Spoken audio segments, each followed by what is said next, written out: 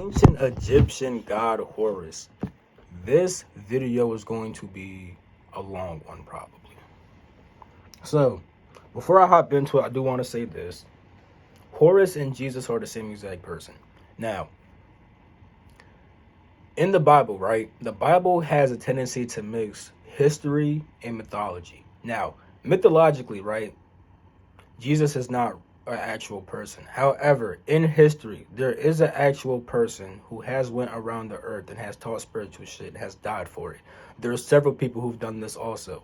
So I'm not discrediting the fact that there was a man who did do some miraculous things at the time and then got killed for it. However, I do want to point out that Jesus and Horus are the same exact person. They were both born on Christmas, and also it took 3 days for Jesus to be resurrected. It takes 3 days for Horus and Set to fight. There's way more stuff that connects these two, but I'm going to leave it at that for now because this is not the video that talks about Horus and Jesus. Now, in order to understand, I have my notes, by the way. I'm going to be looking at these shits because, I don't want to miss nothing. You feel me? So, we're going to look at who Horus is by first looking at how he was born. So, in the video about Anubis, right, we talked about how Osiris mated with Nefertem, and then Nefertem produced a child, that being Anubis. Now, with that shit being said, right, eventually Set found out, because Set is Nefertem's husband. Set found out, got mad, and he killed Osiris. From there, Isis finds Osiris's dead body, lays over him, and then conceives a baby. That baby being Horus. Now, what this represents, this virgin birth, because Isis and Osiris did not have sex. Literally, Isis got herself pregnant by laying over a dead body of her husband. This virgin birth, right, represents the spiritual aspiration that is born once transcendental awareness finds its way back to the soul after it has died due to unifying with physical immortal awareness. So, Osiris, the soul, mated with Nefertem, physical awareness, and then killed himself, killed his awareness. From this interaction, Anubis, the discerning intellect, was born. Eventually, Isis, transcendental awareness, finds its way back to the dead soul, Osiris, and then is able to conceive a baby from that dead soul, that being Horus, spiritual aspiration. So, let's talk about how Anubis actually activates Isis. So Anubis, right, is your discerning intellect, knowing the real from the unreal, right from wrong, and stuff like that, yeah. So if you didn't watch that video about Anubis, go watch it. However, inside that video, right, I talked about what the fuck Anubis actually is. And when Anubis starts to develop, right, and you start to see the illusions in physical reality, right, this will start to lead you to actually start to have those questions as to, what the fuck am I? What goes beyond this physical illusion? And all that type of stuff. Because you've been discerning the real from the unreal and you see the illusion in physical reality, it starts to make you question what transcends that. So that's how Anubis, right, gives birth to your spiritual aspiration, and that's how Anubis is kind of leading you to Isis. Because when you see the illusion in physical reality, right, you start to gain flashes, little flashes, right, of transcendental awareness, which is Isis. All right. So, before we talk about how Set kills Osiris, I want to clarify something real quick. As you can see, it is transcendental awareness that finds the dead soul, you feel me, and produces spiritual aspiration. Because when you start perceiving what transcends physical reality, even if it's just a small amount, you will have some desire to become spiritual, aka to unite back with the source. You feel me? That happens. And Anubis plays a part in that shit because you start seeing that physical reality is not real. So you wonder what the fuck transcends that. Now, let's talk about how Set kills Osiris and how Horus eventually dies also. So, inside the myth, right? After Horus is born, Osiris's dead body's inside of a chest. You feel me? Set finds this chest and then cuts his body into 14 pieces. No cap. After this happens, Isis goes around to find these pieces of Osiris. And she does. She finds 13. The 14th piece she couldn't find, which was his phallus. You feel me? There's a reason for this. Why she couldn't find his sexual organ. There's a good reason why. So, after she finds all these pieces, right? She puts them back together. And then she revives him and resurrects him.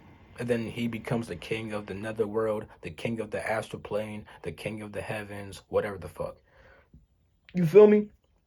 As that's happening, though, right? Horus is growing up. And eventually, Horus actually dies, which we will talk about a bit later. So, from all of this shit, who the fuck is Horus and what does Heru mean? So, and what does his name mean, I should say. So, Horus, hold up. Oh, shit. Horus, what he represents. Horus is your spiritual aspiration, your desire to become spiritual and unite back with the source.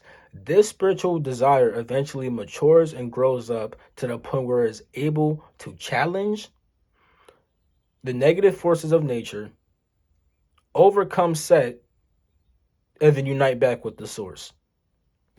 Now, in Egypt, right, Horus is Heru. Because Horus is the Greek name, Heru is the Egyptian name. And I use the Greek names because that's the most common names used. So, Horus is Heru in Egypt. And Heru translates to that which is on high.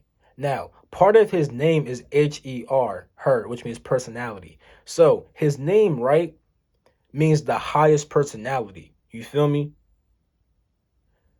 This is the personality that has united back with God. You know, we're all personalities, right? But we all experience life as separate beings. We don't see each other as all being one and the same, you know? We don't see that shit. However, Horus has hit that point. Now he has become the highest personality. His name also means the face of God. It means the face of God, literally. Now, what the fuck does the bird head mean? Because him and Ra both have a bird head. You could call it a hawk. You could call it an eagle. You could call it a falcon. You feel me? The reason we have the bird head is because, one, it shows that Horus and Ra are the same, and that will be explained even more. And it also shows, this is the hawk head, by the way, and it also shows how they both have a clear ability. They have, what the fuck is my mouse at? There it is. That hawk head. You feel me? Right there. You know? It shows that they both have a clear sight and perception that's able to perceive the transcendental reality. They're able to clearly see what is right, what is righteous, and what is real. They can clearly see that shit. It also shows, back to that bird head, you feel me? That bird head also shows that the spiritual aspirant has developed claws that can tear through the illusions of physical reality. It also shows that this person has developed wings that will allow the personality to take flight onto higher realms of existence and being. Now, that's what the hawk means. That's what that hawk, eagle, falcon, whatever the fuck you want to call it means. You feel me? Now, what does that double crown mean? The double crown. So that lower red one, right? That's the crown of lower Egypt. That white one is the crown of higher Egypt. Crown of the lower self, crown of the higher self. That's what the double crown means. And I could talk about, this basically just shows control over the sexual energy. That shows the unification of spirit and matter, but that wasn't too important for this video. Now, with that shit being said, right, let's talk about Horus the child. So, Horus the child is the beginning of spiritual aspiration and spiritual desire. It's at this point that one starts to question life and what it's all about. And as this develops a bit more, a person will actually start to seek out the truth. You feel me? Now, inside the mythology, right, Horus is actually killed by Set. Set kills Horus by sending a scorpion after him to sting him. And this is when he's still a young baby and he's developing, right?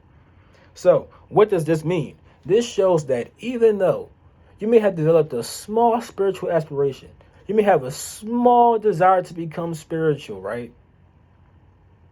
You can be in this world And something may happen that stings your personality and kills your desire and your will to become spiritual and unite back with the source. Something bad may happen inside your life. Something may go wrong in your life. And because of that, you no longer have the desire and the will to become spiritual and unite back with the source. You've been stung by the scorpion of life. And now you don't want to become spiritual. Now, eventually, Isis does revive Horus. And, yeah. However, in this stage of development, right, you are referred to as what is called Heru, Kenti, Ma. Horus who is blind. Now, the reason why Horus is referred to as being blind is because in this state, right, of developing spiritual awareness, right, he doesn't have full transcendental awareness. He doesn't. He's only striving for that. You feel me? However, he's still young. He's still developing. The spiritual desire is still developing. And it needs to fully grow up in order to actually be able to perceive the transcendental reality. Yeah, it may have asked a couple questions. Who am I? Where the fuck did I come from? What transcends physical reality? But it can't fully see it yet. It can't fully see it. And that's why it's referred to as being blind, because it can't fully see the transcendental reality. And that's why it got stung by that scorpion and died. Because when you're blind, right, you may have some desire to become spiritual, but if you're blind, you can't see the spirit and you can't see the source, something could easily come over and kill you. It could kill your desire to become spiritual and unite back with the source. You feel me? That can happen. So in the early stages, you are Heru, Kenti, Ma. You're Horus who is blind. You can't fully see the transcendental reality. You just can't do that. Now, let's lead on and talk about Nefertem. This is Nefertem. Now, in the scripture, it says that Horus is also the Nefertem. You feel me? Now, let me make sure I don't skip nothing. Now, Nefertem, right, is a form of Horus that is from Memphite theology, which is based upon Ptah. Now, what we're studying right now is from Anubian theology, which is based upon Ra. However, as you can see, they just got fucking connected. Anubian and Memphite theology. And also, all the other ones connect, which you're going to see later on in this video. Now, with that shit being said, right, Horus the child, right, is Heru Pa Khard. Now, Pa Khard means Ra when he is young, the solar child. And Nefertem is also related to as being the divine solar child. You feel me? Now, with that shit being said, right, Pa Khard, Ra when he is young, does two things. One, it links, once again, Horus to also being Ra. Now, this will make even more, because we can already say that they're the same by the hawk, you feel me? Or by the eagle, or by the falcon, whatever the fuck you want to call it. They both have the same exact bird head. However, you'll see even more how they're the same when we talk about Osiris and the Sphinx. You feel me?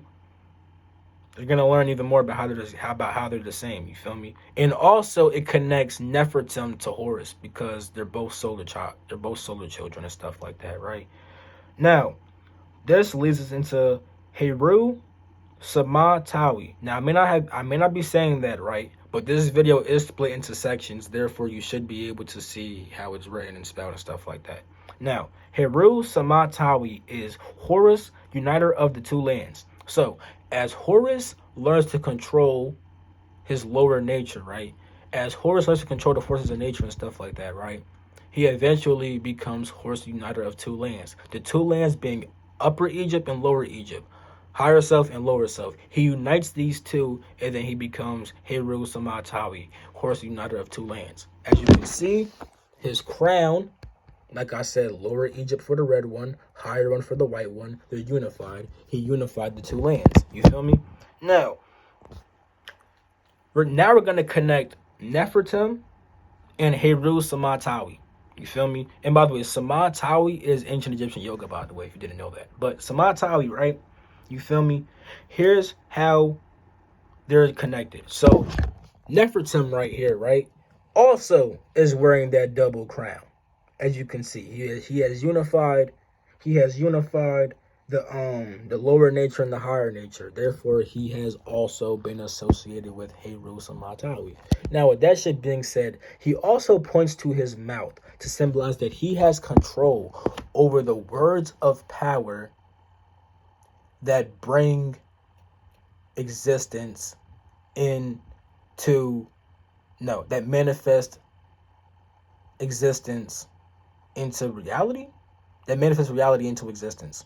Yeah, he has control over the words of power that manifest reality into physical existence. Now, with that shit being said, right, he controls all the words of power, the mantras, and the affirmations. He got control over all them bitches. And then we can even talk about this shit, that the crook and the flail. So the crook right there, right, shows the ability to lead oneself and others to their soul. And then the flail shows the ability to separate the real from the unreal. Now, with that shit being said, right, that's Nefertem. Oh, and also the mouth and speech also represent willpower. So when he points to his mouth, it shows that he has control over his actions and over his willpower. You feel me? That's what pointing to his mouth shows. He has that power because he can control over his lower nature. Now, I want to talk about an African proverb that says, mastery of self consists not in abnormal dreams, visions, and fantastic images or living, but in using the higher forces against the lower, thus escaping the pains of the lower by vibrating on the higher. So, mastery of self, right, does not mean that you have fucking crazy ass dreams. It doesn't mean you fucking leave your body every single day. It doesn't mean you have this fucking amazing ass life. It means that you're able to stop being fucked with by the lower nature of reality because you vibrate on the higher shit. You use the higher forces against the lower forces. If you're vibrating all the way up the fuck here, the shit down here can affect you. If you can fucking take the shit up here, push the lower shit down, and stand on top of that bitch, that's what the fuck matters. It don't matter if you fucking having crazy ass dreams every single night. Now, I'm not saying that it's not cool to have them dreams. I'm not saying that it's not important to develop that ability to lucid dream. It's cool to develop that shit. It has some importance too. No cap. It has importance to leave your body and shit like that. That shit is true. However, that does not directly mean that you have mastered the self. Mastery of self consists in using the higher forces against the lower forces, thus escaping the pains of the lower by vibrating on the higher. That's what the fuck mastery of self is. Now, let's talk about Horus the Great Protector, aka Heru Behudet. Like I said, I can't fully pronounce these shits, but the word should be somewhere in that little timeline shit. Now, with that shit being said, right, when Horus gains control over his lower nature, right, and he has matured a little bit, he's learned some shit, he got some wisdom and stuff like that, you feel me? He built up all that shit, you feel me? He is now ready to fight Set. Egoism, the lower nature. Now, with that shit being said, though, be careful, because you may think that you ready, and you not really ready, though. And here's what I mean. Here's when Set and Horus first fight. So when they first fight, right, it's going pretty well, you feel me? Isis literally gets Set in a little hold or whatnot, you feel me? However, she eventually feels bad for him and she lets him go. This makes Horus mad as fuck. And she ends up cutting his head off. And he ends up cutting her head off. Horus cuts off Isis' head. When he does this shit, he's like, oh fuck, and he goes off to introspect, you feel me? When this happens, Set finds some introspecting and fucking gouges his goddamn eye out. And when this happens, Horus became Heru, Kenti, and Ma. Horus the foremost seer who was blind. He didn't have his fucking eye no more. He lost his awareness. He lost his transcendental awareness due to his ego. He cannot perceive the transcendental no more because of his ego. He became Heru, Kenti, and Ma. Now, eventually, Hathor does help heal him, and then Thoth comes and restores his eye. You feel me? That does happen. Now, with that shit being said, right, let's look at a picture of Heru Behudet. You feel me? Right there. So as you can see, he has that bow and that arrow. That's important. Now, I can't describe that club to you, but he has that bow and that arrow. Now, the goddess Net, which we'll talk about way later on in the series, you feel me? She has a bow and arrow also, you feel me? Now, the bow and the arrow, I want to say this shit word for word, represents the accurate and precise pinpoint strike of wisdom and solar fire consciousness that pierces into the heart of ignorance. A person needs to be accurate and precise with their wisdom if they want to truly overcome the ignorance. Because the arrows, right? Because to use a bow and arrow, right? You need to be calm and focused. You can't be all angry and wild. Because if you are angry and you're wild with your shot, you're going to miss. You need to be calm and focused. You need to have accuracy and precision to shoot that shot. Now, look, these arrows, right, represent the soul. Hold up, let me make sure I don't skip shit. All right, boom. The arrows, I didn't skip shit. The arrows represent basically fucking fiery light consciousness that can shoot down enemies, but it needs to be controlled and harnessed, literally. These fiery rays of consciousness need to be controlled and harnessed so you could properly aim that bitch and pop. Shoot a motherfucker with your sheet. Okay? Okay. Now, let's talk about another form of him, referred to as Amsu-Min. Now, inside the mythology, right? Inside the tree of life, I want to say this. In the tree of life, right? He has three main forms, you feel me? Which are up here. Horus the child, Heru Behudet, or I should have said Heru Khard, Horus the child, Heru Behudet, Horus the great protector, and then Heru Horus the great, or Horus the king of Egypt, or whatnot, you feel me? He has those three main forms, but there are several other forms that are important inside the mythology. So in the myth, right, the company of gods and goddesses, right, which are basically just like a group of gods and goddesses that are inside of like a courtroom or whatnot, you feel me? They wanted Horus and Set to stop fighting. So eventually, right, Set invites Horus over to have a good time. Horus says, you know what? Let's have a good time. However, Set tried to rape Horus when they linked up. Horus, though, took the form of Amsu-Min and said, yo, fuck out of here. You're not about to do that. And then he overthrew Set. He overthrew that guy. Now, Amsu-Min, right, is depicted as a man with an erect phallus. Make sure I do boom. All right. Now, this god is also a form of Amun, the hidden spirit. And basically it symbolizes the channeling and the harnessing of the spirit and life force energy. Okay? The reason it's an erect phallus is because, literally, this spiritual life force energy is also sexual energy. They are the same energy. And I want to get this important gem out real quick for the ones who stayed this long inside the video. So, when it comes to the birth of Horus, right, it says this inside the text. It says, Isis laid over Osiris's dead body and conceived a son, Horus, and gave birth to him with the assistance of the gods Thoth and Amun. So Amun helped birth Horus, and also Horus takes this form of Amsu-Min, which is also a form of Amun. You see that? Now, here's an even more important part that won't come out until later videos. Upon his birth, the gods Sa and Hu and the goddesses Utachit and Nekabit presented life and sovereignty to the son of Isis.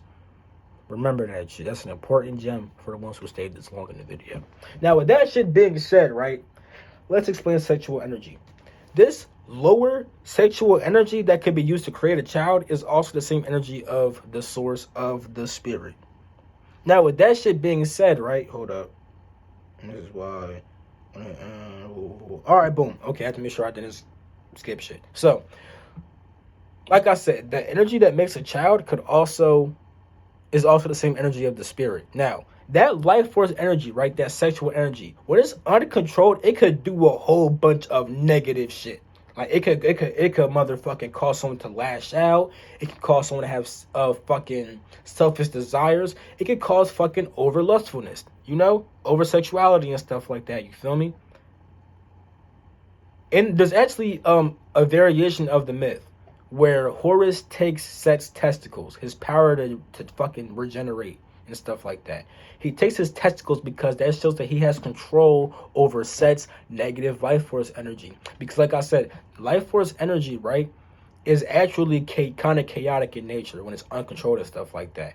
When it's taken and controlled in its harness, though, it can be used in service of the source, in service of the spirit. However, when it comes to Set, as you can see, he's a very wild guy because he tried to rape Horus, because that represents uncontrolled sexual desire. When he tries to rape Horus, he has uncontrolled sexual desire. Also, as you know, Set fucking murdered Osiris, and when he did that shit, he became king of Egypt. He was an evil ass ruler. He did a whole bunch of evil shit. He did that shit with his sexual life force energy, and that's why that's why Horus took that shit. He took his life force energy, and he gained control over his life force energy.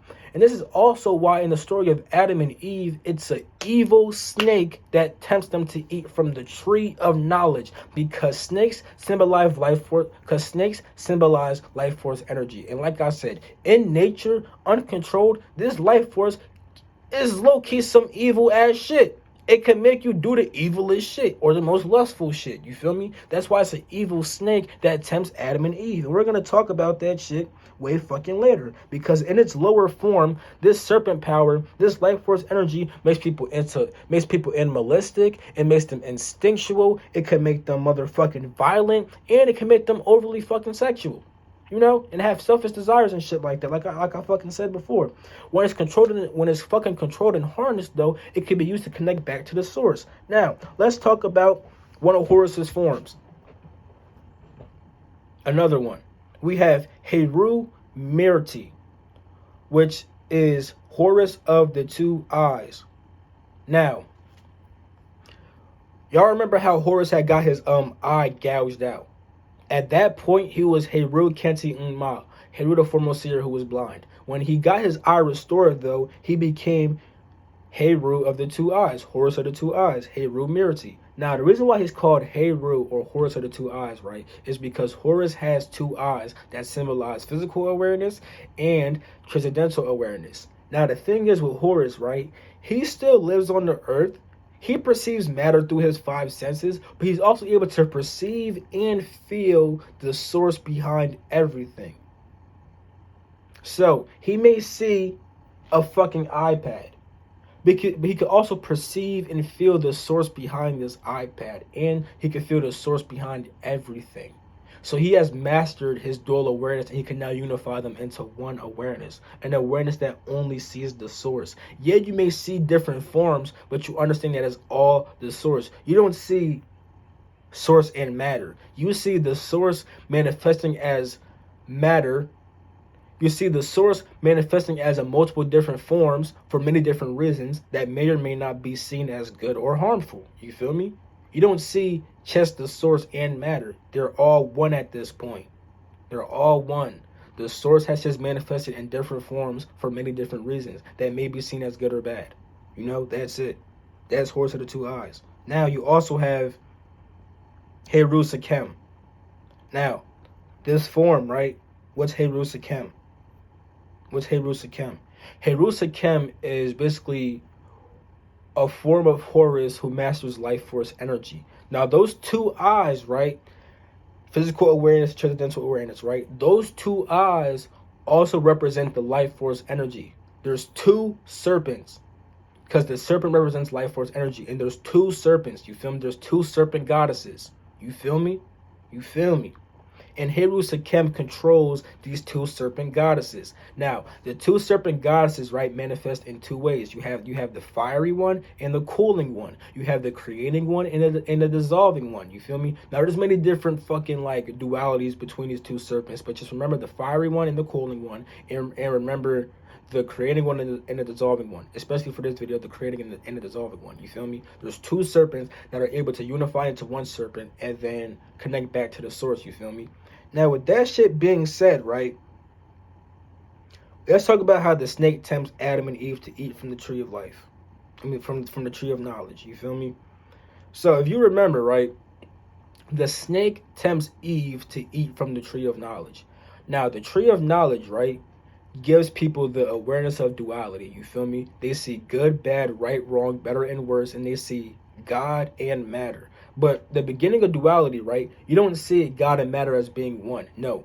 You start seeing how everything seems separate from God.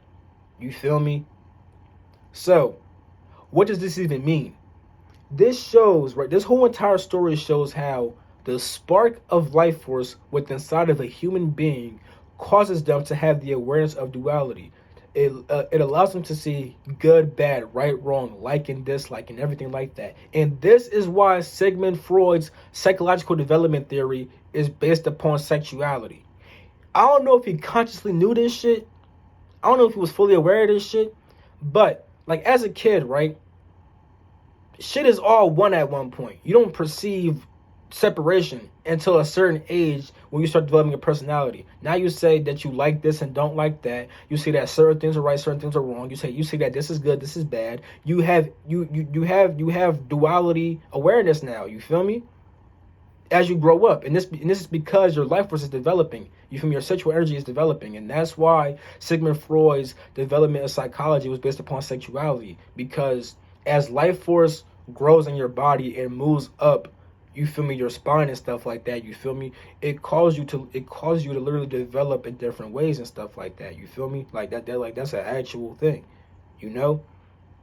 And it's basically the life force, the spark of life force that triggers the awareness of duality. And that's what the story of Adam and Eve shows. Now, before, right, Adam and Eve were fucking perfect.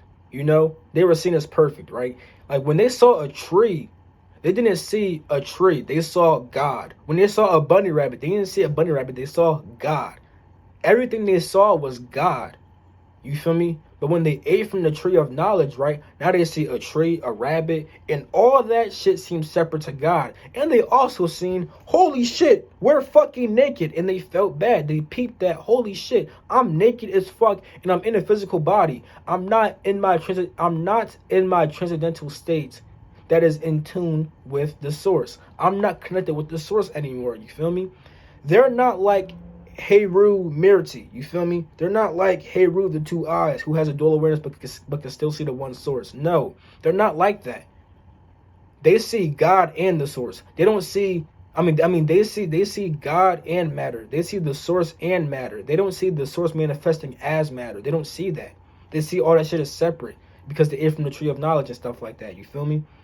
So that's what the fuck that means. And the reason why the girl's the first to eat is because the serpent power, right?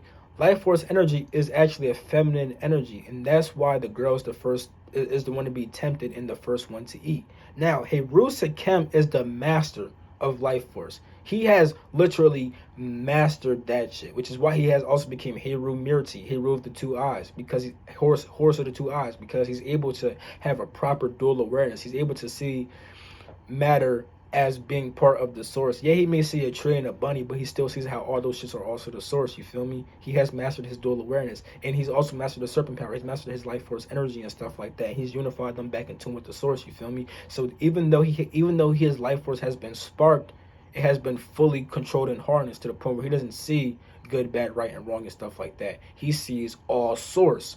Yeah, it may look in different ways, but it's still all source. Now, I want to explain this real quick about the two different serpents and stuff like that, right? You have the creating one and the dissolving one, right? So, the way life force energy works, right? You should know this. The spirit has a desire to be inside the physical body. However, the spirit also has a desire to get out the physical body. I was literally just talking to my friend about this shit. This shit was funny as fuck. He was talking about how he saw a video about how humans have a desire to not exist. People who are depressed, right, they literally want to die and stuff like that. They don't want to be in existence. They don't want to be in existence anymore. You feel me? Because they're caught inside the dissolving pole, the dissolving serpent. You feel me? And people who are too excited with life, who turn up too much, are caught up inside the living serpent, the living pole, and stuff like that. Now, let me show you how this shit works. The spirit does have a desire to go inside the human body, which causes a flow of energy like this. You have a flow of energy that comes in through your human body. You feel me? That's the creative life force. Now, at the base of your spine, you have the dissolving life force that moves up the human body.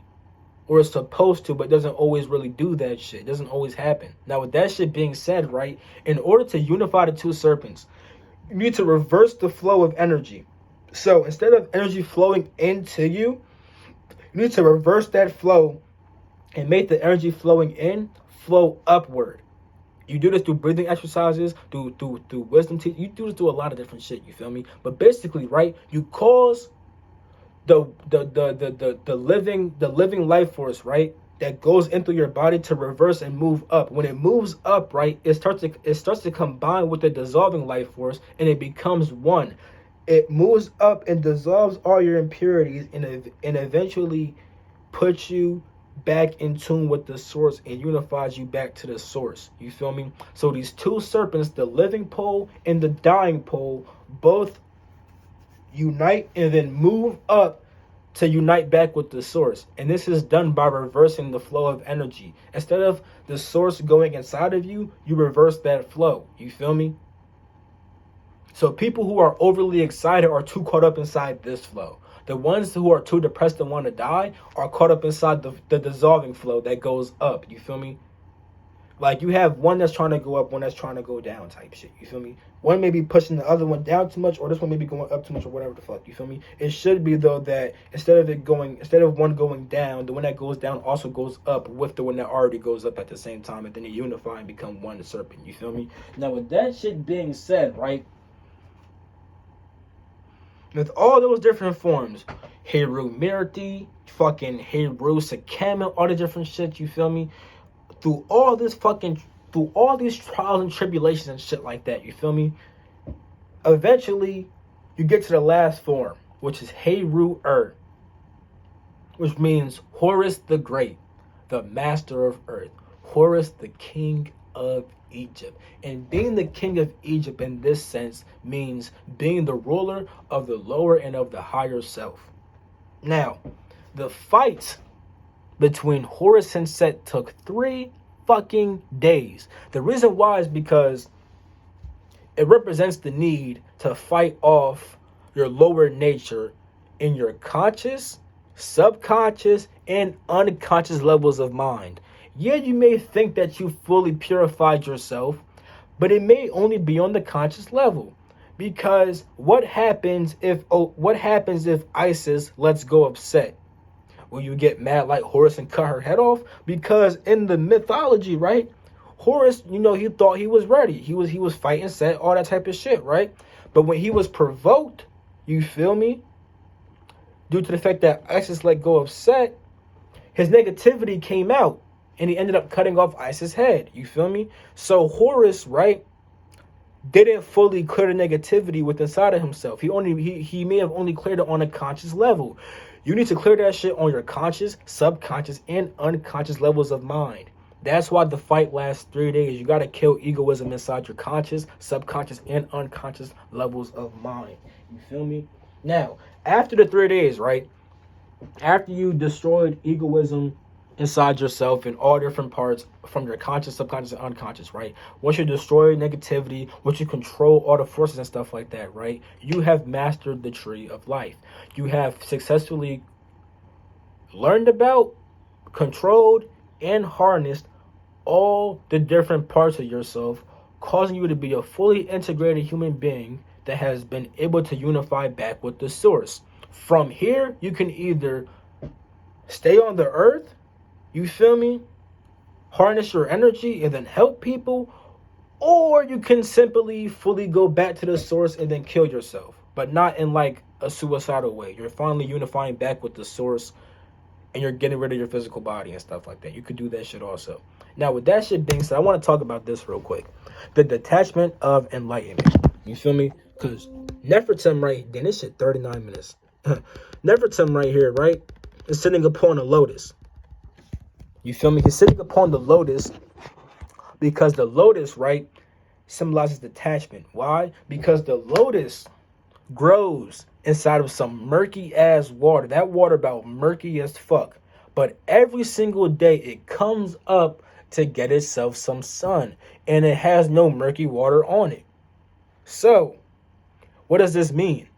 as a human being, right, you're like a lotus who's inside this murky ass water, right? But when you become enlightened, you're not affected by that murky ass water. You could always come up and get you some sun. You could always unify yourself back to the source. So, even though you may be in this murky ass water and stuff like that, you feel me? You may be walking around with all these murky ass waters, all these murky ass people, all these murky ass situations, but at the end of the day, you're not affected by that shit. It just glides right the fuck off you. You could always just come up and get yourself in tune with the source. And that is the goal of the Tree of Life, to make you like that. To make you harness all these different parts of yourself. Control these different parts of yourself. Unify all these parts of yourself. To make you have a clear perspective that allows you to see the source. Because when you see the source and you become one with the source, you're able to become a very detached personality who has a lot of power. Because Horus the Great, Heru has a lot of power. He controls the serpent power. The same energy that niggas use to kill motherfuckers, the same energy that's used to make a fucking baby, the same energy that causes all these fucking crimes and shit like that, he controls that shit and puts it in service of the source. Yeah, he has two fucking eyes, he has a dual awareness, but he's unified his dual awareness into one awareness. He sees, okay, that shit may be a tree, but the source makes up that tree. He has a perfect dual awareness that's able to clearly see that even though there's two, there's only actually one. He is very great. But he's also very fucking detached. He has all this power and stuff like that, but he's not really even involved with the world like that. Yeah, he lives on the earth. Yeah, he does his shit on the fucking earth. He may make fucking buildings. He may make fucking spiritual teachings. He may do a lot of shit inside this bitch, but he's never attached.